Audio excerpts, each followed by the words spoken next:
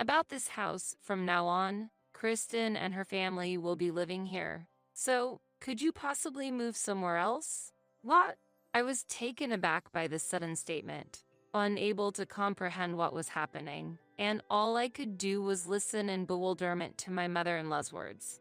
Are you listening? And here, take this. What is this? My husband handed me a folded piece of paper. The moment I unfolded the paper, it was clear it was a divorce application. I could not grasp the intentions of my mother-in-law or my husband at all. You'll understand once you open it. It's the divorce paper. My husband said that while laughing and observing my reaction. This house was acquired with the savings I had accumulated. It would have been impossible to purchase it with my husband's part-time job income. Despite fulfilling the wish of my mother-in-law and husband to convert it into a duplex, this was the predicament I found myself in. Why must I be put in such a difficult situation? Okay. I get it. So it's fine if I just leave, right? When I said this, the two of them were overjoyed. Now, finally, we can get rid of the noisy one and have some peace. I never thought she would leave so easily. Their end will undoubtedly be miserable. I wanted them to see. I will make sure they regret this, just them. 3 years ago, I was working at the same trading company as my husband, Steve, and we got married afterward. I quit my job after getting married, but there was a special reason for that. While working, I was also drawing illustrations as a hobby and sharing them on social media. At one point, my illustrations suddenly became popular on social media, leading to frequent orders, and now my monthly income can reach up to $10,000. I finally started earning more. Really? That's wonderful. I hope you can continue to earn a stable income from this. That's how Steve supported my illustration work at home, and our married life was going smoothly. After 5 years of marriage, when we started thinking about buying a house, my husband lost his job. The cause was staff reductions at his workplace due to economic downturns. I've worked so hard for the company, and to be treated like this. I'm sorry. I couldn't find the words to encourage my husband, who apologized with tears.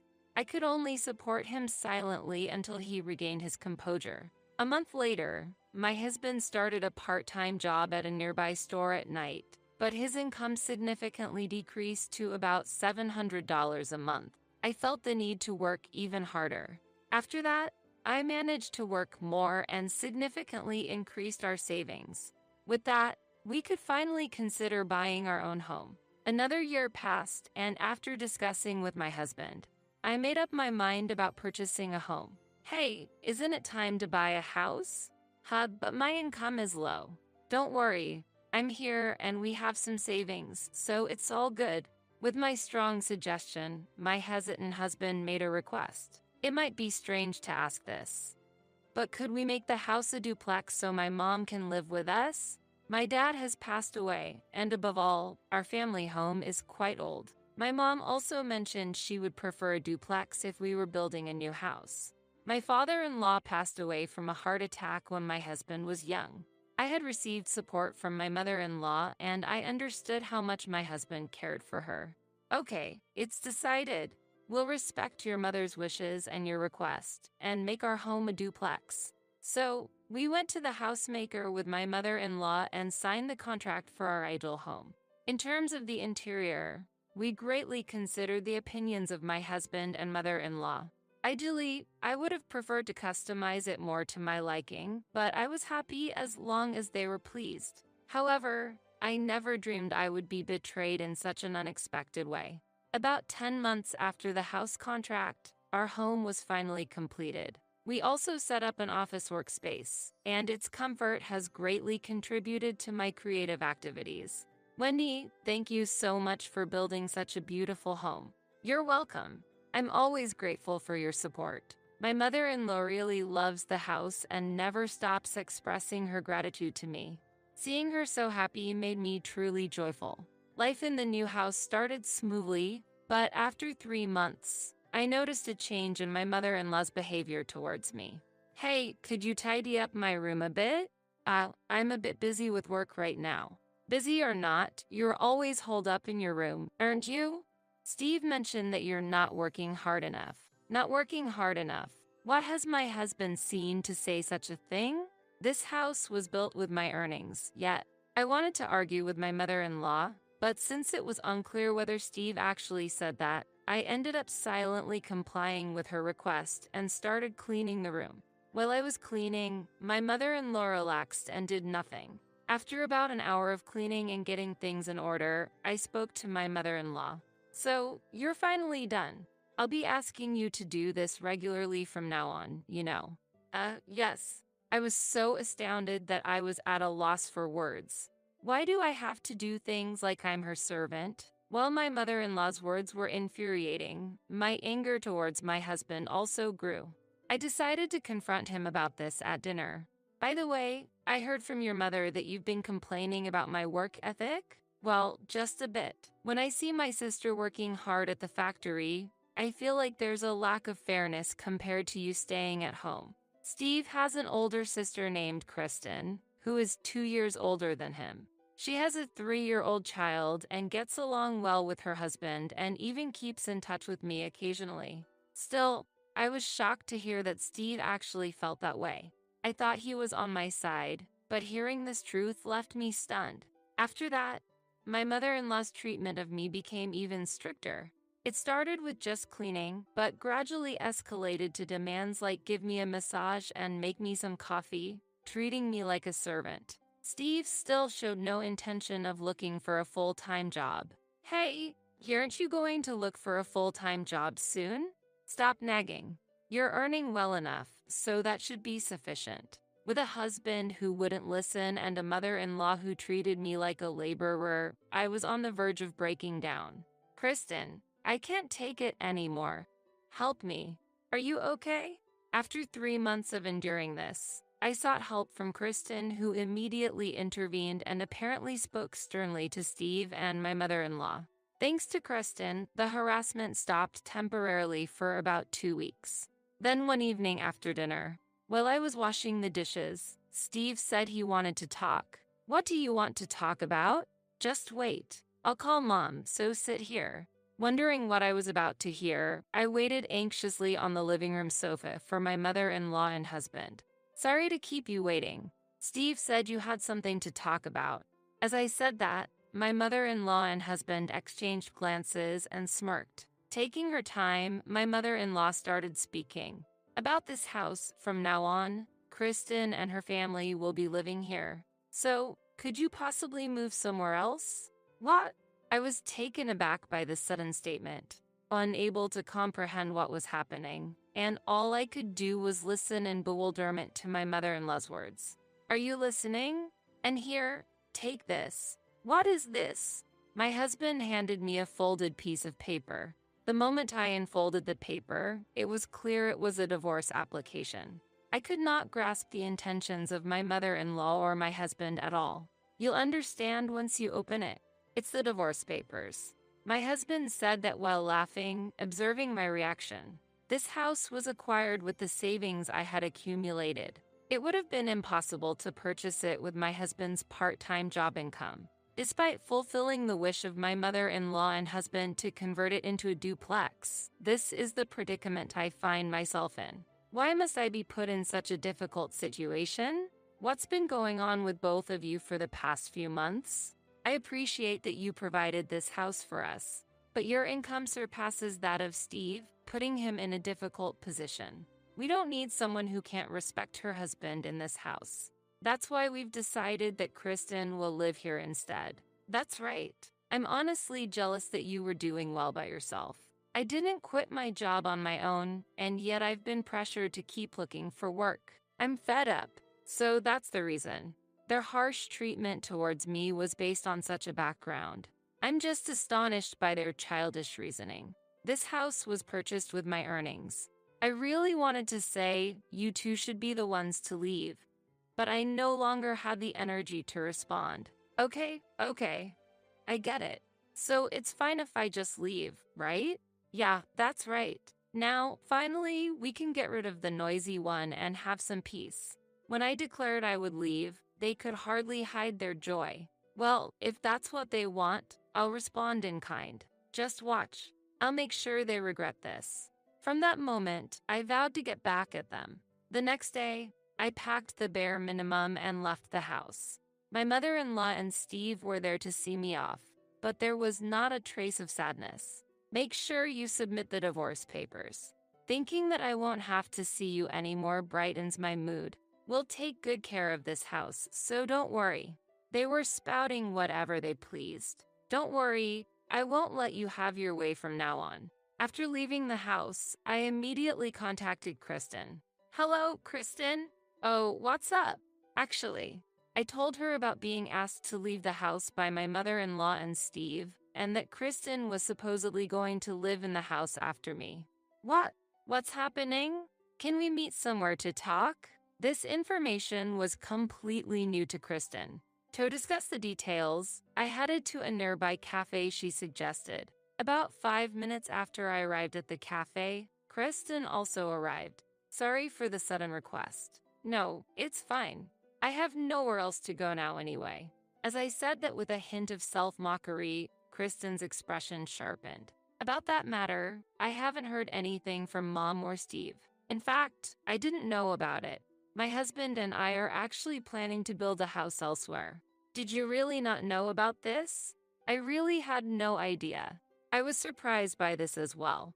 This meant that Steve and my mother-in-law lied about Kristen moving in to kick me out of the house. Knowing that, I realize I don't need to cling to that house anymore. I'm relieved to hear that. Actually, I was considering selling the house, even if you were really going to live there. I've made up my mind now. I don't want those two to be happy at all. Indeed, they went too far. What you want to do is up to you, Wendy. I can't overlook what happened this time. I felt relieved after talking to Kristen. I'm so glad I could talk to you, Kristen. Thank you. After leaving the cafe, I went straight to the city hall to submit the divorce papers. Then, I visited a real estate agent to discuss selling the house and land, handing over the property register. Those two must be living peacefully, unaware of anything. Every time I think of them, anger wells up inside me. The real estate agent mentioned that the property is well located and relatively new, so a buyer should be found quickly. Please contact me once it's sold. I'll be at my parents' home for a while. I left everything to the real estate agent and returned to my parents' house. An hour later, I arrived home and my parents welcomed me back, though surprised by my sudden return. 2 weeks later, I received a call that a potential buyer was interested in the house. They wanted to see the house immediately and planned to visit the next weekend. Would it be okay if I joined the visit? As a former resident, I can provide detailed guidance about the house. The real estate agency contacted the potential buyers, who were pleased and requested my presence. Now, your happy times won't last long. Just imagining their shocked faces makes me smile. Then came the day of the visit. As the real estate agent opened the front door, my ex-husband, Steve, appeared, flustered. What the hell? Who are you? I'll call the police. Startled by Steve's loud voice, the real estate agent hesitated, but I spoke up from behind. Don't worry about him. He has no right to say such things. Wendy, what's going on? Ignoring Steve's reaction, I led the potential buyers and the agent inside the house. Here is the living room. As I continued the tour, Steve raised his voice again, trying to interfere. Wait a minute. What's going on? I'm asking you. My mother-in-law also showed up, adding to the commotion. What a hassle. What is the meaning of this? I'll call the police. The police. Go ahead, call them. Anyway, this house is no longer yours. I'm truly sorry to the visitors. I need to talk with these two, so please wait outside. If you have any questions, feel free to ask. Leaving those words, I took Steve and my mother-in-law outside to explain the situation. Steve was red-faced with anger. What's this visit about? Why are you showing our house to others? I can't believe it. How dare you come here unannounced? They seemed not to grasp the full situation. Time to make things clear. Your house. Ridiculous. I bought this house. Only my name is on the registry. And I've confirmed with your sister, Kristen. The story about her family moving in was a complete lie. That Things changed suddenly. Such things happen. Do you really think that excuse will work? I've directly confirmed with Kristen, and she knew nothing about what you two were discussing. Confronted with the truth, they were left speechless, biting their lips. Furthermore, let me explain who the visitors today are. I put this house on the market. Therefore, neither I nor you own it now. The real estate agency, though. Today, people interested in buying this house came to visit. Do you understand now? So arbitrarily. What are we supposed to do now? That has nothing to do with me.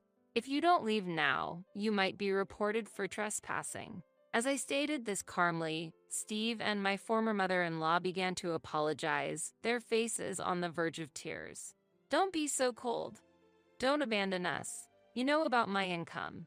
I can't make a living like this. Forget about the divorce. Let's start over. That's what we should do. In response to their desperate proposal, I couldn't contain my anger and ended up slapping Steve on the cheek with all my might. Stop with your childish excuses. Who was it that suggested the divorce? It was you, wasn't it? Your income is low because you've never seriously looked for a job. And mother, you've coddled your son and tried to drive me out of the house, but now you want to take advantage of me? Let me be clear.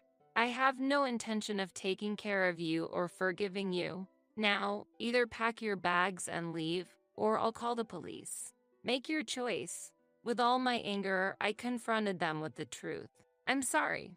I'm truly sorry. Fearful, they quickly returned inside. Within 20 minutes, they had their belongings and left the house, hurrying away. What a troublesome pair they were. Thinking they could act selfishly and rely on me for a comfortable life was a huge miscalculation. They'll have to get by on their own from now on. I apologize for the disturbance. The issue has been resolved. You don't have to worry about those two showing up here again. After seeing them off, I apologized to the potential buyers and the real estate agent and resumed the house door. 2 weeks later, I received the news that the sale of the house was finalized. I could finally move on from the bitter memories associated with that place. Taking a deep breath, I regained my composure. Then, I received a call from Kristen. Hello. It's been a while. How have you been? It's been quite some time. Actually, I managed to sell the house. That's great news. After a pleasant chat with Kristen, I found myself wondering about Steve and his mother. By the way, how are those two doing now? Well, from what I've heard, they're living together in a rundown, low-value apartment. Steve is still working part-time at the store and is struggling to find a full-time job due to his age, making it hard to secure stable employment. As a result, they're having a tough time financially, and Mom has started working part-time at a supermarket to help make ends meet. Looking back, Wendy, deciding to divorce might have been the best choice for you. Receiving this detailed update from Kristen, I felt reassured that my decision was the right one. If I had continued living with them, the mental and financial burdens I would have faced would have been much greater than now. Maybe you're right. I'd like to keep in touch with you, Kristen, if that's okay? Really? I'm delighted. Please keep in touch. Let's go out for lunch with my child sometime. With that, the call ended. In the end, that decision was the most rational choice for my future, reaffirming my belief that living independently and doing what I love suits me best. For now, I'm fine without marriage or romance.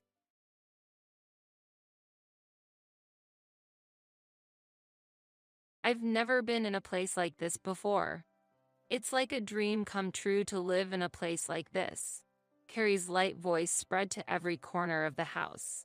Sam, my brother, took to that voice and said, kind of teasingly, Emma, are you still here? Can you leave a little bit early? Sam chuckled, and Carrie leaned into Sam's arms sweetly. She smiled a little nastily at me and lightly poked Sam's forehead with her finger. Oh my God, don't say that. Emma is single. You have to be a little more careful. When I looked at them after they came to my parents' house, I felt that they were really only thinking about themselves. What were they thinking, these two? My parents would only give me a little warning. That might not be a good idea. However, they never seem to think about me. Sam and Carrie are happily whispering to each other as I make a move to pack my bags. They don't seem to care at all about the condition of this house or my feelings about it. It might be too late for regrets. My name is Emma. I am a 24-year-old single woman, and my days were always bustling with my slightly troublesome younger brother Sam and his wife Carrie. Sam has been a bit of a prankster since childhood. He used to annoy his friends a lot. He even chased insects in vain. His mischievousness was well known. He and I were a bit on different wavelengths, and I never made an effort to understand his personality. Carrie, who married Sam, also seems somewhat flippant. If she had been mature and sensible, she would not have been so blatantly surprised by me when we first met. Carrie is 24 years old, like me, and seems to be living happily with Sam now. She sometimes pokes a little fun at me, and I think she has become a little arrogant since she got married. Our parents have always spoiled Sam. Sam was sociable, had many friends, and was well received by his school teachers. I wasn't good at sports, but I was at the top of my class when it came to academics. Despite this, I never received much recognition from my parents or Sam. Even now, their attitude feels much the same. Sam's school years were marked by problematic behaviors. I think part of the reason for this can be attributed to our parents for not guiding him properly. In fact, Sam had touched or broken other people's belongings, leading to several apologies and compensation discussions with our parents. But out of compassion for Sam, our parents let his mistakes slide and didn't apologize to the affected parties. This led to escalating problems, and they even faced hefty bills a few times. Each time, our parents chose to pay in installments, and it seemed they were still repaying the debts over a long period. Such was Sam, but he was allowed to go to college. However, his job after graduation didn't work out, and he ended up working part-time. He has been dependent on our parents for money to go out and play. Our parents have also been very rough with money, and it seems that they have had to put up with a lot in order to give Sam an allowance. Then one day, a surprise came to me. Sam's girlfriend, Carrie, was going to live with Sam in our parents' house. Carrie said she wanted to support my parents in their old age, but honestly, I'm a little skeptical. Based on past experiences, I don't think she was being 100% sincere in saying that. In fact, she might be assuming that living with our parents would be easier financially. Sam does not have a full-time job. Maybe she thinks she wouldn't have to worry about rent and might even get an allowance once in a while. Besides, it sounded like our parents were thinking of their future grandchildren and were on board with Carrie's proposal. That would have made them happy, but their attitude toward me was a little different. My mother, in particular, told me to get out of the house, and my father started to avoid me. Even Sam and Carrie were a little distant from me. I was really sad to see their attitudes. I have been supporting my family's finances all these years, but when I look at them, it is as if they have forgotten about my efforts. My heart ached to see their indifferent faces. It made me want to argue with them a little. But I kept those feelings in my chest calmly and slowly started to pack up my belongings in my room. If I were to say, I'm leaving home, there might be a lot of opposition. But as long as everyone told me to leave the house, I would respect their wishes. My younger brother and his wife, behaving like children, came to the family home, and our parents indulged them. I have been putting money aside for a long time to repay the amount I spent on my family. My parents did not pay my college tuition due to financial reasons and out of spite. However, with some ingenuity and saving, I was able to pay back my college tuition in a little over 2 years. After I got a job, I worked a small part-time job after work and put the money I earned from that into the family budget. That effort finally ended with the last payment.